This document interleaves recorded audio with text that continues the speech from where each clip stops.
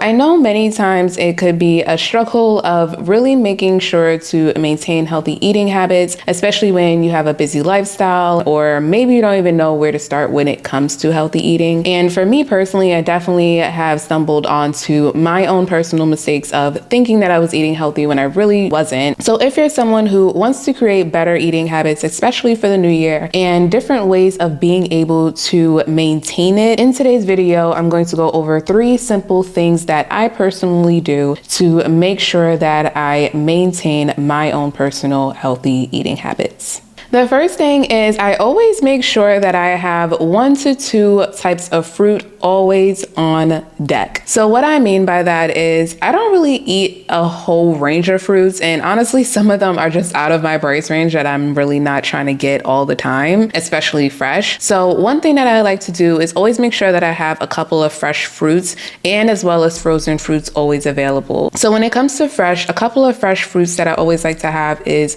green apples, kiwis, bananas, or I think that's it. So usually those are the 3 that I tend to swap out most often. And when it comes to frozen types of fruits, a couple of frozen fruits that I tend to get often is frozen pineapples, frozen blueberries, and frozen mangoes. The reason why I end up getting others frozen is because I don't really eat them often, and usually when I do eat them, I have them with something. So one thing that I started to realize was when I would buy fresh blueberries or when I would buy fresh mangoes and pineapples, I tend to end up wasting them often because it was more of a process for me to have to cut it up and separate it and then put it in the fridge and then make sure I eat it by a certain time before it went bad, which usually 9 times out of 10, it always ended up going bad because I just didn't use it that often. And so one thing that I like to do now is just get a big frozen bag, because then when it comes to the blueberries and the pineapples, I tend to use those a lot either for smoothies or I use them for yogurts, and it doesn't really matter if they're frozen or not. So one thing to do is look at the types of fruits you like to eat often and pick out which ones you would like to always have available to you that you could always just snack on. And if you're someone who is a little bit on the lazier side like me, one thing to do if you have a type of fruit that requires you to do a little bit more cutting process is to just get the frozen bag instead. Think about a couple of different types of fruits you like to have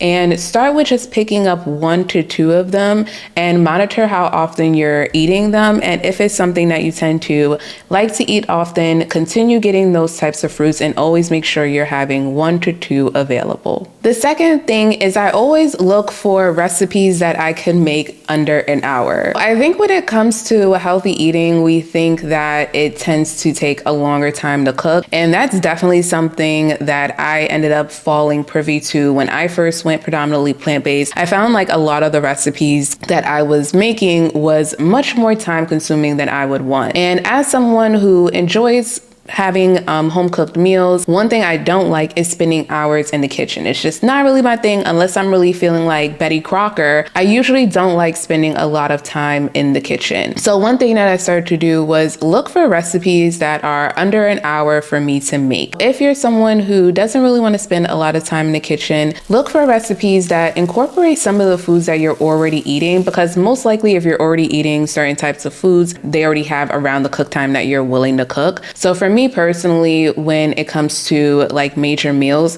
since I've gone plant-based, I don't eat 3 meals a day. It's very rare that I eat 3 meals a day. I usually get full off of 1 or 2. So I'll probably have like a yogurt in the morning and then either a big salad or a big bowl later in the day. And what I like about that is usually a lot of the things that I add to my bowls include either greens or canned beans and some either type of like tofu or salmon, where it doesn't really require me to cook as much of the other ingredients. Or if I'm making like a pasta or something else, the time needed for me to make it is still within the time frame that I'm okay with doing. So another thing to do is decide how long you're willing to stay in the kitchen and look for recipes and meals that you could make within that time frame, so that way you're not spending more time than you want in the kitchen and you're still having a healthy meal in the process. And the last thing is I always have a couple of go-to meals that I can make. Really think about the recipes that you tend to make often, or just recipes that you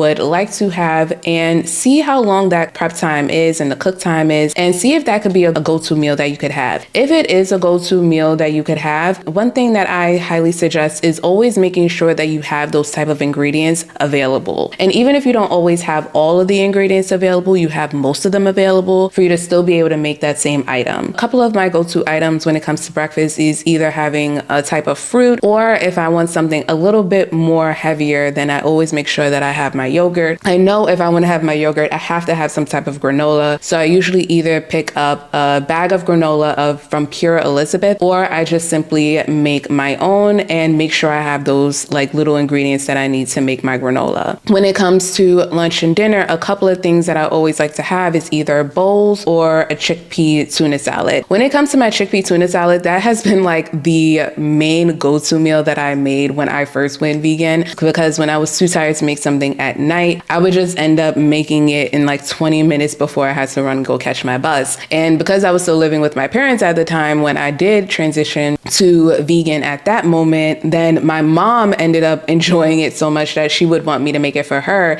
and I would have enough to be able to make it for 2 people within 20 minutes before I had to leave and go to work. So that's been one of my go-to items that I tend to have often. And so I always make sure that I have chickpeas, some type of onions, and the seasonings that I would need. What I do like when it comes to my chickpea salad is that I could have it in multiple different ways. So I could have it just with the chickpea tuna salad by itself and just eat it, or I could have it with some wonton chips that I like to make. I could have it on a bread with a sandwich, or I could even have it as a lettuce wrap. So there's so many different ways that I could have the same thing, that there's not only one way of me having that. Another go-to item that I have that I stated earlier was having bowls. So one thing that I always make sure to do is always have greens and either rice or some type of noodles always available with me, and avocados. I've realized that I cannot have a salad without avocados. I try to only eat them when they're in season, but it didn't work. And it's just not something that's ever going to happen. So I always make sure that I have certain ingredients on standby in case I want to have something and I don't really feel like thinking of other meals to make. So think of a couple of go-to meals that you tend to have often, or go-to meals that you tend to have that you want to make a little healthier, and then what type of ingredients you could swap those types of things out with, and just make sure you have those type of ingredients always available to you. So that way it minimizes your chances of probably eating out or eating things that aren't necessarily the healthiest. So those are the 3 things that help me stay consistent with maintaining healthy eating habits. Definitely let me know which ones you plan on trying, and if there's one that I didn't mention that you do yourself that helps you maintain your own healthy eating habits that could possibly help someone else. So I hope you guys enjoyed this video. Definitely let me know what you guys think in the comments. Thank you so much for watching.